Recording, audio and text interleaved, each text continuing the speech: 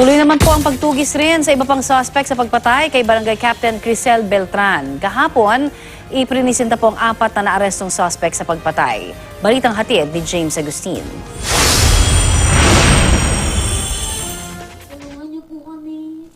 Kay Presidente po, sana humihingi po kami ng tulong.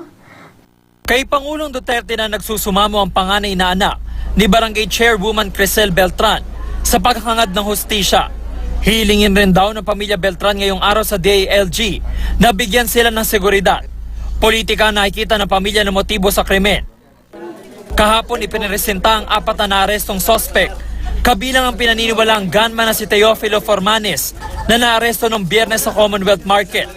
Ang magkakapatid na Ruel Orlando at Jopi Huwab naman nahuli sa Barangay Commonwealth. 2 pang suspect na sina Warren Huwab at isang alias Dutch Boy Bello ang tinutugis matapos makatakas. Nung sinigawan nung asawa ni Warren, tumalon po sila sa bintana at gamit po nila yung kulay orange na motorcycle. Dahil dito inaresto ang asawa ni Warren at 4 na iba pang humarang sa mga pulis. Kasong murder, frustrated murder at illegal possession of firearms ang ilan sa mga isasampa laban kay na Formanes na umunoy miyembro ng Gun for Hire Group. Inosente lang po kami 3. Ano po kinalaman nyo dito? Wala po, delivery lang ako ng itlog, dinamay ako dito. Follow-up investigation is still to be done for us to find out the other persons involved in this one, particularly the mastermind.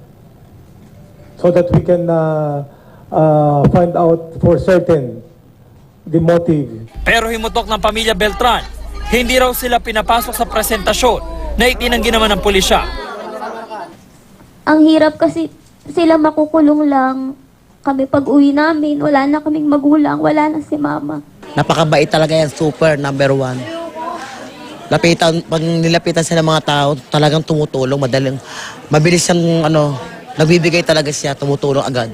Halos lahat sa barangay kami lumalapit sa kanya. Pag may kailangan kami na gamot, mga wheelchair, yan, sa kanya kami lumalapit. Kaya malaking kawalan siya sa Barangay Bagong Silangan. James Agustin, GMA News.